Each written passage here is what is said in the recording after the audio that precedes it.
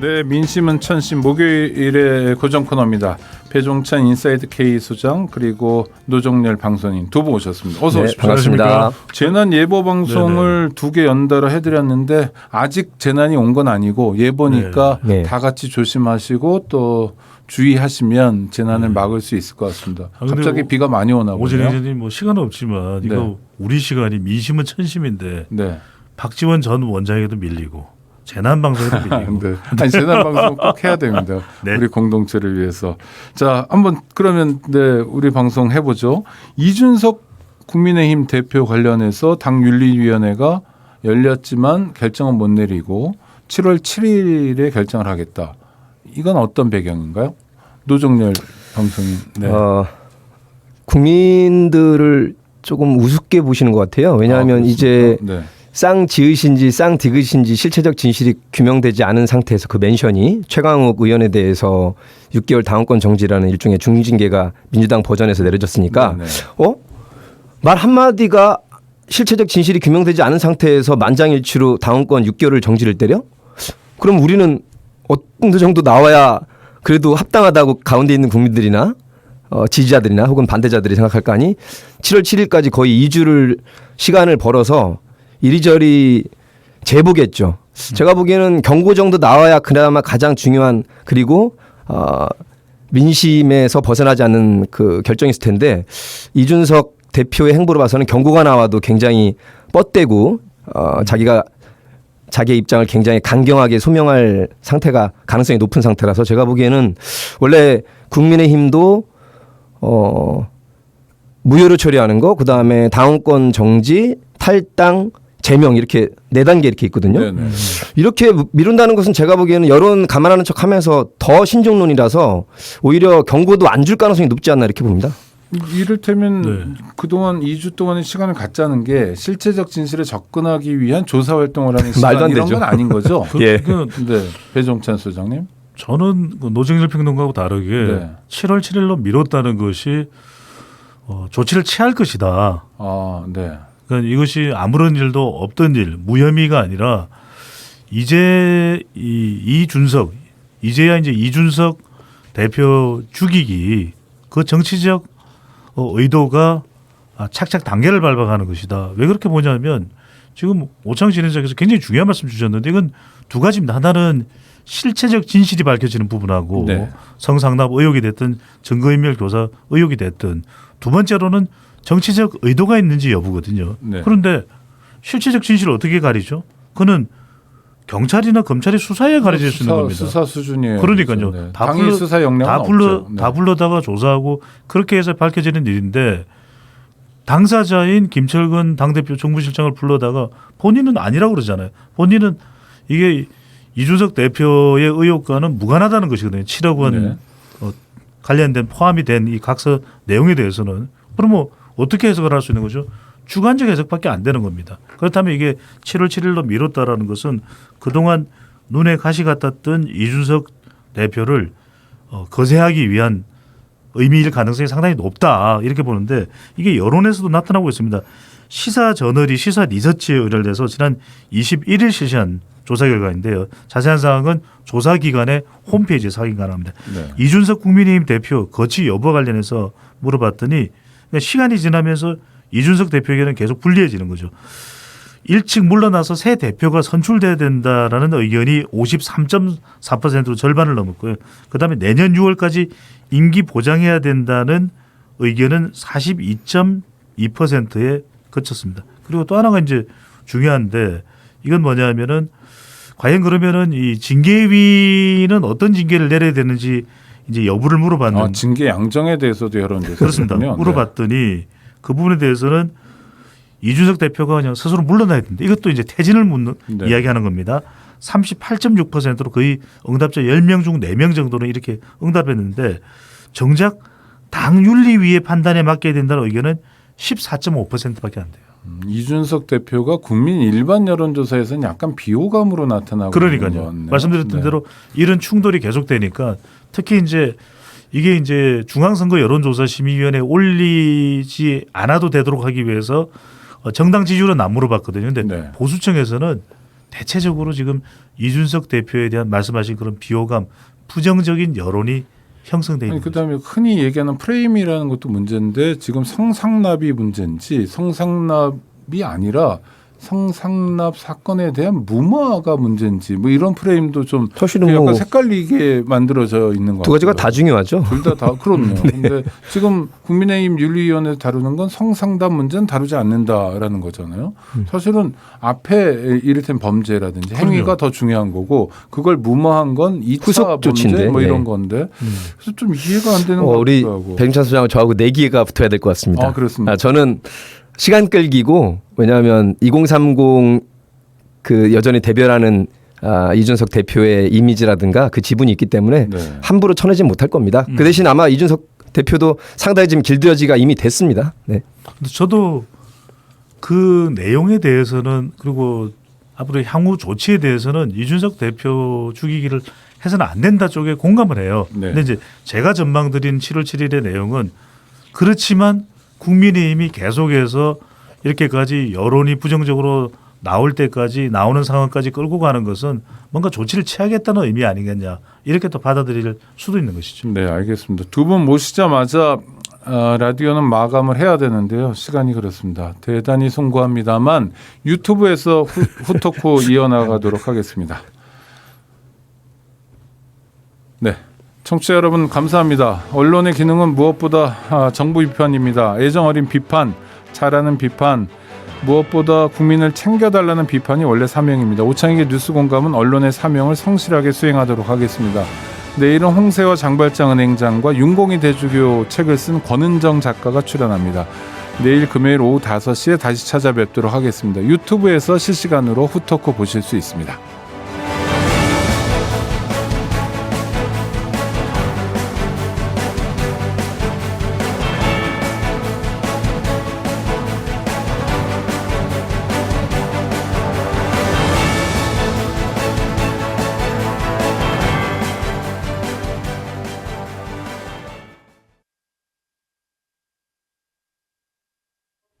네, 오창익의 뉴스 공감 유튜브 버전 후토크 계속 이어가겠습니다. 여론조사 전문가이시죠. 인사이드 K의 배종찬 소장, 개그맨이자 시사평론가, 유튜버 노정열 씨와 함께하고 있습니다. 네, 반갑습니다. 네. 이 말씀은 드려야 될 것 같은데 저도 이제 근본적인 그 현상에 대해서는 영향을 미치는 정치적인 파장에 대해서는 공감을 해요. 왜냐하면은 이준석 대표가 아무리 또 좌충우돌하는 그런 본인의 스타일을 가지고 있다 하더라도 물론 그런 부분들이 뭐 배현진 의원과의 레이저빔 이른바 악수하려고 했는데 손살의 사건 네. 그런 부분들도 이게 그냥 단순히 웃어 넘길 수만은 없는 일이거든요. 그렇죠. 그렇다면은 네. 여당 대표라는 이준석 걸 대표, 감안하면 이준석 대표가 그래도 지방선거 또 대선 승리까지 기여한 바를 무시할 수는 없는 거죠. 물론 그럼요. 이제 남녀 젠더 갈라치기에 대한 그런 부분들은 뭐 비판에서 자유로울 수는 없습니다만, 근데 무슨 이야기냐면 결국 이준석 대표 죽이기 나서서 이준석 죽이기를 해서 거세해 버린다면 어떤 현상이 나타날까? 2030 기반 무너집니다. 또 수도권 호남, 이른바 호남을 공들이기 위해서 수도권 호남을 가져온 이준석 대표의 공든탑이 무너집니다. 또 마지막으로 그냥 꼴 보수가 아니라 신세대 보수가 그래도 이준석 대표를 보고서 이 유입이 된 이 분명히 지지층들이 있거든요. 그런데 이들이 훅 하고 날아갈 수밖에 없다는 거죠. 그런데 저는 왜 그러면 그런 걸 김종인 박사도 알고 또 오늘 출연했던 박지원 전 국정원장도 두 사람 합하면 정치 30단이잖아요. 두 사람은 그렇습니까? 네. 그냥 20단 정도 되죠. 네. 10단씩. 좀 올려줘요. 그래서 근데 너무 많이 올라갔어. 이분들도 아이고 저기 그 이준석 그거 하면 그거 큰일 나. 이준석 대표가 말이죠. 그거 큰일 나요. 뭐 이렇게 이야기해요. 누구 흉내를 낸 거예요, 근데? 아니 내 흉내야.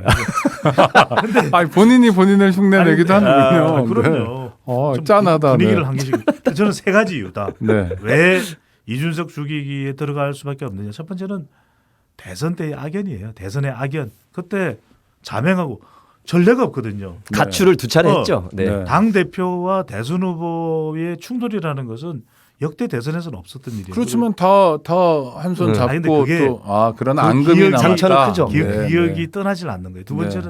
번째는 정치적 부담이다. 아까 소개해드렸던 시사 저널과 시사 리서치 조사 보면 이준석 대표가 윤석열 대통령에 도움이 되느냐 네. 부담이 된다가 절반이 넘어요. 네. 그러니까 이제 그런 인식이 보수층 내부에 있는 거예요. 태양이 두 개일 수가 없다. 그다음에 마지막은 뭐냐? 저는 결국에는 이게 1년 더 있으면 이준석 이 불덩어리가 더 커질 것이다. 그러니까 당권, 공천, 대선 생각, 다음 대선 생각하면 지금 죽이는 게 낫겠다. 이런 판단을 했을 분석이 있는 거예요. 그리고 결론을 그러면 네. 한 가지만 간단히 여쭤볼게요. 왜 미뤘고 다음 주 7월 7일 날 2주 후에는 어떤 걸로 결론이 납니까? 짧게 답변해 주세요. 왜 그러냐면 예. 미루는 이유는 더 부정적 여론의 확산이죠.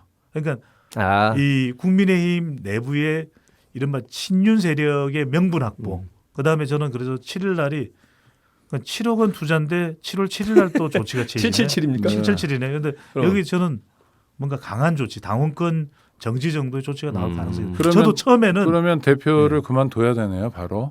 원래 정무적으로는 그렇게 되는 거지만 네, 네. 사실 당권 정지가 꼭 당대표 제명은 아닙니다, 사실은. 아니 근데 그 시간에는 정지가 되는 거지만. 당장 지금 노정래 평론가 노평론가 네. 이야기대로 당장 적용이 못 되는 게 당대표가 이의 신청할 수 있죠. 이게 또 최고위원회의 의결을 거쳐야 되거든요. 네. 그럼 최고위원회에서도 거의 난투극이 될 거예요.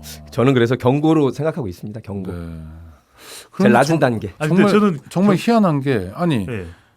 선거에 이긴 당대표잖아요. 그러니까요. 야당을 여당으로 만드는 그 공이 어느 정도냐는 따져볼 만하지만 그래도 또 상당한 공이 있었던 것 같고 또 하나는 국민의힘이 약간 그 옛날 말로 뭐죠 수구 꼴통 이미지였는데 젊은 당대표가 와서 이미지 세탁도 했습니다. 네, 그렇습니다. 그리고 신선해 보이는 게 대변인이었나요? 뭐 배틀 방식으로 해가지고 대변인도 뽑고 경쟁 방식으로 뽑고. 네. 네, 이런 거, 이거 국민의힘이 웬일이야 해가지고 중도층이 좀 움직인 것도 있잖아요. 네. 그러니까 이제 정치 센스는 있는데 네. 이른바 또 이준석 대표도 아쉬운 게 약간 정치력은 또 네. 이게 충분히 발휘되지 못했거든요. 그러니까 자꾸만 배현진 의원하고 레이저빔 할 필요가 뭐가 있어요? 악수를 손 내밀면 손은 아니, 잡아야죠. 그러니까요. 네. 오창희 지리님 말씀대로 감정을 그대로 표출하는 스타일이라서. 본인은 마음에 들지는 않지만 그래도 정진석, 네. 이준석 이렇게 투스톤즈 갈등이 있을 때 네. 아이고 그러면 형님 제가 뭐 조언으로 잘 받겠습니다. 언제 막걸리 한 잔 사주십시오. 이렇게 하면 그냥 넘어갈 일을 육모방망이를 딱 SNS에 올려버리니까 이거 나를 겨냥하는 거야. 이거 이렇게 얘기해 버리는 거예요. 정진석 국회 부의장에게 형님 막걸리 사달라고 그러면 기분 나빠할 것 같은데 나이 그렇습니까? 차이가 많이 난다고 농담인데 죄송합니다. 네, 네, 저도. 네. 그래도 그 정도 언변은 잘한 거예요, 그나마. 네. 예, 사실 자기도 가치가 있고 젊은 분으로서 대표가 된 건 공을 세웠지만 네. 이회화쨌거나 정진석 그 선배는 아버님 뻘 되는 분이고 그렇죠. 다른 언변으로라도 얼마든지 정치력을 발휘해야 되는데 네. 그런 게 부족해요. 네. 굉장히 젊은 사람 화내듯이 툭 치면 탁 하듯이 아. 거기서 더 나가야 더 훌륭한 정치인이 될 수 있는 깜인데 네. 그게 한계죠. 그러니까 이준석 대표. 두 분이 완전히 다른 분석을 해주셨는데 2주 동안 연기한 게 노정렬 평론가께서는 김을 빼기 위한 거다. 또 배종찬 소장께서는 일종의 이준석 리스크를 좀 길게 가져가기 위한 그렇죠. 이준석을 더 확실하게 죽이기 위한 거다. 저는 왜냐하면 야, 이게 이거 지켜볼 만한데요. 이 말씀을 네. 드려야 되는 게 시간을 끌면 끌수록 당해도 부담이 되거든요. 근데 이렇게까지 끌고 아무런 주도했던 세력에서 아무런 결론을 못 내린다. 그럼 정말 내부 저는 자중질환을 겪을 거예요. 네. 아니, 당신들 뭐야? 그러니까 제가 말씀드리는 건 이른바 이준석 죽이기를 하는 쪽에서는 그렇게 판단할 수가 있는 거. 우리가 뭐 한 거야 그동안에. 네. 이런 상황이 될 수가 있는 것이죠. 다시 정리하면 2주 동안 다시 한번 심사숙고했다는 이미지를 국민들에게 던져주는 점 하나. 그렇죠. 또 한 가지 2주 동안 김철근 그 정무실장에 대해서는 충분한 이미 압박이 가해졌기 때문에 이준석 대표도 상당히 길들여질 것으로 두 주 동안에 그런 용도로 저는 사용했다고 보고 경고 정도 나온다고 봅니다. 저는 분명히. 네. 하여튼 뭐 근데 그건 지켜보면 되죠. 뭐. 이준석 대표는 난 경고도 받아들일 수가 없어요. 그럼 이제 네. 분당이 되는 그건 성대모사였습니까? 아니요. 아니었군요. 분란에 빠지는 겁니다. 제 그럼. 목소리입니다. 네네. 근데 다른 당에서는 그 쌍지읒과 쌍디귿 때문에 6개월을 받는데 경고도 안 내리고 만약에 무위로 처리한다? 이거는 근데 정말 국민의힘이 아까 망하는 길이죠. 우리 노정리 씨 말씀을 주셨기 때문에 조금 이어가면 네. 실체적 진실이 파악되지 않았는데 무리한 징계를 했다 이렇게 말씀하셨는데 예. 그 민주당에서는 진실을 파악하는 과정이 없었나요? 없었다고 보는 게 맞는 것 같습니다. 왜냐하면 실제 최강욱 의원이 어떤 발언을 2번 했다고요? 반복했다고 했는데 그런 사실이 전혀 없고 네. 그 사실 확인이 필요한데 사과를 한 이유는 당시 지방선거 국면에서 그래도 사과를 안 하는 것은 너무 뻗대는 것을 보일까봐 일단 사과를 했는데 오히려 그 멘션이 박지원 비대위원장은 자기의 잘못을 시인한 것이다 이렇게 오버 해석을 해버렸고 지금 박지원 전 비대위원장의 모습은 참으로 옹졸하고 치졸하기 짝이 없습니다. 자기가 그래 한때 당대표급으로 2달 반 있던 그 우물에 대해서 다시 지금 독서를 퍼붓고 침뱉는 행위를 왜 그렇게 하십니까? 아직 근데 이제 앞날이 창창하신 분인데. 저는 또 공감하는 부분도 있지만 그렇다고 해서 박지원 전 비대위원장을 무작정 콘으로 밀어붙이는 공세는 저는 좀 자제할 필요도 네네. 있을 것 같아요. 왜냐하면은 박지원 전 비대위원장이 그래도 이재명 선거 운동에서 또 일정한 역할을 한 건 또 분명한 거 네. 아니겠습니까? 그리고 또 젊은 세대 여성을 모두 대표하는 건 아니지만 그러니까 무슨 말씀이냐면 저는 민주당이 이런 부분들 서로 의견이 다양한 의견들을 차근히 내부에서 좀 더 생산적으로 풀어야 되는데 가령 김남국 의원 같은 경우에는 이런 비교를 한 거죠. 이준석 대표보다도 더 아집이 있다. 이래버리면 박지원 전 비대위원장도 공격을 받는 거고 네. 그리고 난데없이 이준석 대표까지 내 아집은 뭐지 이렇게 돼버리는 거예요. 아니 근데 코너로 몰아버리면 내부적으로 안 된다. 수통하고 싶어도 네. 박지원 전 비대위원장은 지금 굉장히 뒤끝 장렬이거든요. 그거를 자기가 내부적으로 해야 되는데 그러면- SNS 뚝 던지니까 당연히 이렇게 나올 수밖에 아니, 없죠. 좋아요. 그런데 저도 좀 이례적인 것 같아요. 그러니까 당대표하고 다름없었던 비대위원장을 지내신 분이 그만두고 난 다음에 그렇죠. 지선 패배에 책임을 지고 그만두고 난 다음에 SNS를 또 올리는 시간대도 막 심야 뭐 이래가지고 하여튼 좀 약간 불안한 거 아닌가 이런 말씀을- 생각도 아니, 드는데 저는 이 말씀을 꼭 왜 그러는가? 아니, 이 말씀을 네. 드리고 싶은 게 두 가지라고 하시죠. 봅니다. 네. 하나는 뭔가 이제 이야기를 구성원으로서 해야 될 것에 대한 일종의 책임감, 네. 뭐 이제 그런 평가는 다를 수 있습니다만 저는 그런 의지가 있다고 봅니다. 그래서 이야기하지 않으면은 어떤 당의 변화가 있을 수가 없다 그런 차원에서 하는데 저는 이제 후자가 이제 문제될 수 있는 격앙된 감정 자체가 다스려지지 않은 상태다. 그러다 보니까 지금 뭐 이른바 박지원 전 비대위원장은 이재명 대선 후보의 이 선거운동 역할을 했기 때문에 우리는 지극히 당연히 친명으로 분류될 것 같으니 지금은 약간 비명 쪽으로 분류를 해요. 본인은 이렇게 언행을 네. 해온 거예요. 이원욱 네. 그러니까 얘기 들어. 이원욱 의원은 지금 대표적인 또 비명 의원인데 그런데 막 이제 박지원 전 비대위원장을 또 응원해요. 잘하고 뭐 있다. 이런 복잡하군요. 이게 소위 아니, 그러니까 전선이라는 게. 저는 이게 네. 정당이 지금 더불어민주당도 그렇고 국민의힘도 그렇고 좀 뭐 차분한 내부에서의 의사 또는 이견의 정리가 되는 것이 아니라 끝까지 갈 때까지 가보자 이런 식이 되고 있는 거예요. 뭐 그러니까 우리 SNS에 그렇게 던지듯이 하면 안 된다니까요. 그러니까 네. 조금 그래도 관찰도 해보신 것 같은데. 당사 민정희 여의도에 씨가. 찾아가세요 직접. 네네. 그래서 우상호 비대위원장도 만나시고 박홍근 원내대표는 막 이래야 되는데 네. 본인이 던지니까 반응을 할 수밖에 없는 거라. 그리고 던지는 순간 바로 보수 언론에 금방 기사화됩니다. 그렇죠. 그거를 즐기는 건 네. 잘못된 네. 거예요. 그런데 즐긴다고 말씀하셨는데 하여튼 뭐 그 속내는 모르시겠지만 추정을 해보신다면 박지원 씨는 왜 그러는 것 같으세요? 한때 당 대표로서 이런저런 의전을 많이 받았습니다. 의전. 그리고 네. 이분이 장점도 있지만 네. 이게 이 젊은 나이에 이렇게 당 대표급이 되면 붕 뜬 거죠. 예. 이렇게 마약이 취하듯이 붕 뜬 건데 네. 그런 걸 어디서 나타날 수 있냐면 제가 몇 차례 유서 현장에서 같이 있었는데 이분이 저희 민주당이 이러이러하게 셋이나 잘하겠습니다가 아니라 제가 박지원이 저를 믿어 이런 멘트가 네네 저도 인터뷰하면서 그래서 이거는- 여쭤봤어요. 아니 당신이 뭔데 당신을 그러니까요. 믿냐 뭐 이런. 네. 그러게 하기에는 네, 그렇죠. 그건 DJ 정도는 그러셔도 그렇죠. 되는데. 네. 자기의 경륜이나 경험이나 아니면 어떤 추대 과정이나 민주적 정당성으로 된 것이 아니라 비상사태이기 때문에 그냥 그 장점으로 가치를 우리가 네네. 앉힌 건데 그건 뭐 약간 혼동할 수도 있는 너무 것 자기 같은데. 중심화돼 있고 자기를 너무 크게 생각하는 것 아닌가. 또 한두 번이 하나는, 아닙니다. 네, 또 하나는 그런 분을 사실상의 당 대표로 모신 민주당 당연히 이를테면 아저씨 사람을 몰라보고 문제 실책을 한 아닌가. 건데 네. 사실 잘하라고 모신 거지 잘못하라고 모신 건 아니잖아요. 네. 아니 근데 뭐 노평론가도 주변에서 이제 분석한 의견이겠지만 저도 뭐 누구 편을 드는 건 아니지만 네. 민주당이 말씀하신 대로 선거 때 역할이 있기 때문에 또 그 역할을 맡겼었고 필요해서. 네. 선거 이후에는 또 대선 이후에는 비대위원장 자리에 또 앉혔지 않습니까? 그런데 네네. 계속해서 자충우돌하는 그런 모습을 보고서 공세 취하기에 저는 급급한데 근데 이것도 좀 차분하게 대응할 필요가 있는 거 아니냐. 네. 그러면은 결국 감정 싸움밖에 안 될 겁니다. 그러면 이 원인 제공은 박지원 전 비대위원장 당신이 제공한 거 아니냐. 그런데 우리가 따지고 보면 방금 전에 노평론가가 굉장히 중요한 얘기를 했는데 20대죠. 박지원 전 비대위원장. 그렇죠. 네. 굉장히 성숙한 노련한 정치인의 모습을 완벽한 모습을 기대한다는 것은 저는 그건 좀 무리한 거 아닌가. 그러니까 좀 부족한 점도 있고 그래서 자중하라는 거예요. 네. 하실 말씀이 있어도 그러니까 모자란 점도 있는데 근데 그 이야기를 노평론가 이야기대로 좀 그냥 차분하게 아니면 좀 더 숙였다가 예, 익혔다가 그러니까 이제 그 좀 더 그래도 뭐라 그럴까요? 전 비대위원장에 대한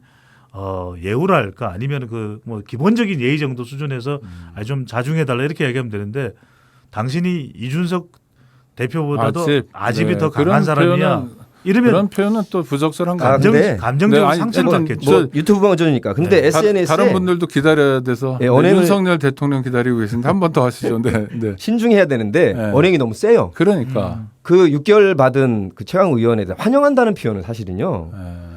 실언 윤석열 버전의 실언이 있는데 박 전 버전의 실언이 있는 겁니다. 네. 굉장히 안타깝게 생각한다. 이 정도로 해야지 되는 것이지.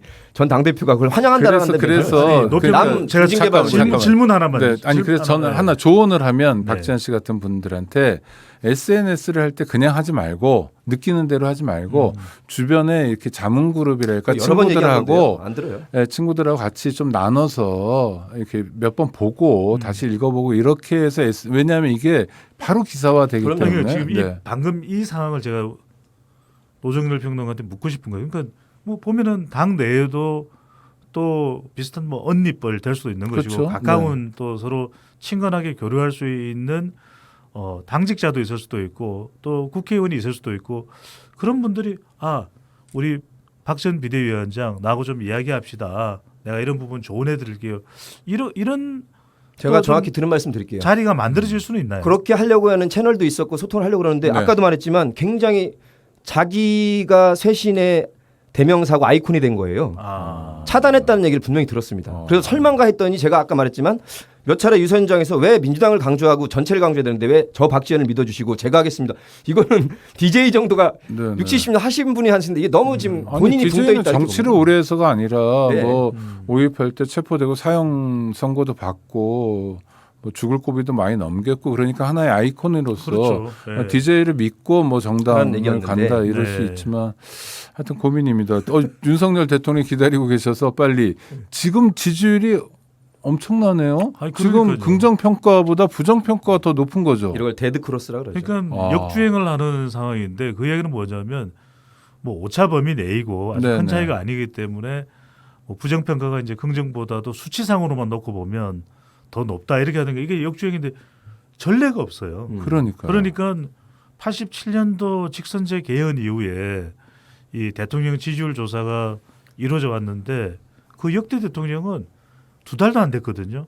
2달도 안 됐는데 부정평가가 긍정보다 더 높은 수치상으로만 놓고 보면 오차범위인데 이런 사례가 없다는 거예요. 요맘때 보통의 대통령들은 다 60, 70, 문재인 대통령 80까지 올랐었어요. 고공행진이죠. 네. 이른바 우리가 이야기하는 허니문.